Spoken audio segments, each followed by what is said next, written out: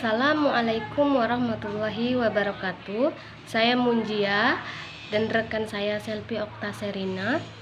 Kami akan memaparkan artikel kami yang berjudul Keterlambatan Bicara atau Speech Delay pada Anak Usia 4 tahun.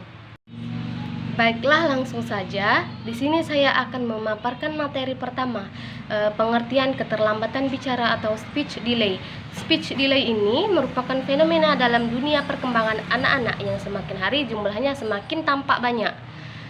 Speech delay adalah kegagalan mengembangkan kemampuan berbicara pada anak yang diharapkan bisa dicapai pada usianya. Hasil dan pembahasan artikel kami sebagai peneliti menemukan satu kasus anak yang mengalami keterlambatan dalam bicara. Dilihat dari pengamatan yang kami lakukan, anak yang berinisial A ini sudah berusia 4 tahun setengah yang mengalami keterlambatan dalam berbahasa yang ditunjukkan dengan berbagai macam ciri-ciri, yang salah satunya kurang merespon ketika sedang berinteraksi dengan teman, orang tua, dan orang-orang di sekitarnya.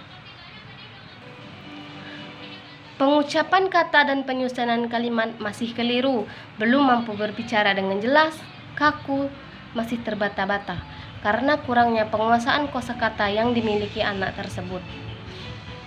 Peneliti melakukan wawancara dengan orang tua A, yaitu Ibu WK.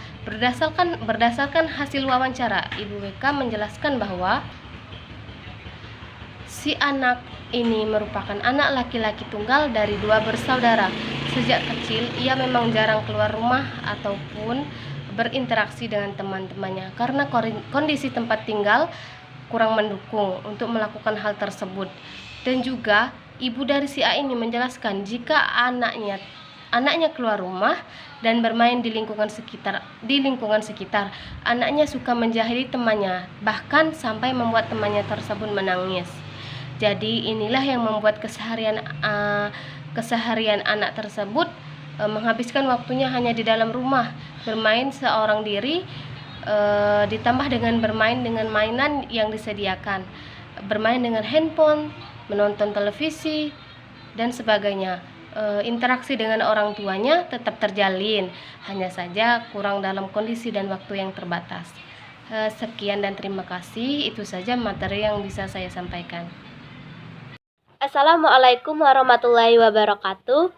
Perkenalkan, saya Selvi Oktaserina dengan NIM 183210135. Di sini saya akan melanjutkan penjelasan dari Saudari Munjia mengenai keterlambatan dalam berbicara. Perkembangan bicara yang terlambat biasanya disertai dengan perkembangan sensorik motorik, perseptual motorik yang terlambat pula, karena berbicara dan berbahasa berhubungan erat dengan kegiatan motorik yang diatur oleh sistem saraf pusat yang mengatur perkembangan sensorik. Pada usia dini, anak yang mengalami gangguan keterlambatan bicara harus dengan cepat diberikan intervensi berupa kegiatan yang dapat mendukung anak untuk lebih lancar dalam berbicara. Misalnya, ajak anak berinteraksi dengan lingkungan sekitar. Secara tidak langsung, anak akan mendapatkan teman, dan dengan teman, anak akan belajar berbicara meskipun sederhana dan belum mudah dimengerti. Terdapat 2 bahasa, yakni bahasa reseptif, bahasa yang didapat atau diterima oleh anak. Yang kedua, bahasa ekspresif, bahasa yang diekspresikan anak. Adapun faktor yang melatar belakangi keterlambatan dalam berbicara, yang pertama faktor kecerdasan, yang kedua jenis orang tua, jenis disiplin orang tua, yang ketiga posisi urutan anak, yang keempat anak kembar, yang kelima besarnya keluarga, yang keenam status ekonomi sosial, yang ketujuh ras, yang kedelapan penggunaan bahasa kedua, yang kesembilan gaya bicara yang ditiru, yang kesepuluh jenis kelamin, yang ke-11 hubungan keluarga dan kesehatan. Faktor yang paling signifikan dalam mempengaruhi subjek terlambat dalam berbicara yaitu kecerdasan, penggunaan bahasa kedua, gaya bicara yang ditiru, dan hubungan keluarga dan kesehatan.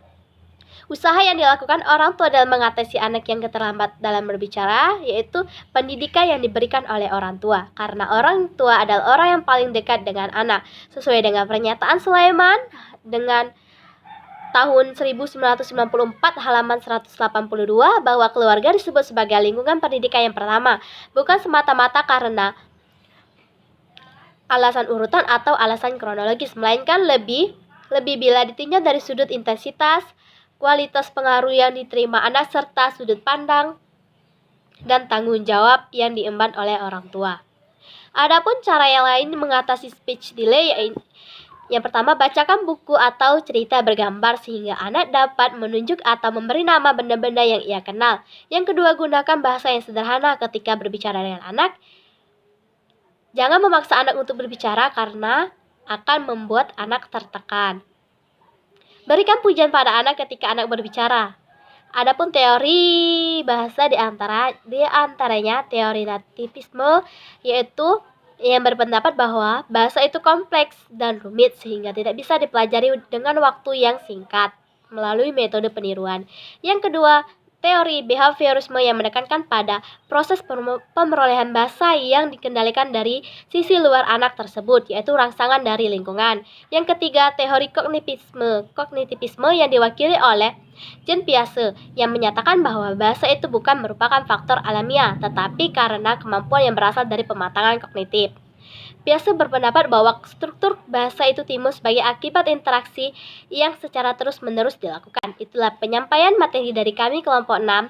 Apabila terdapat kata yang salah, kami mohon ampun. Kami akhiri wabillahi taufiq wal hidayah. Wassalamualaikum warahmatullahi wabarakatuh.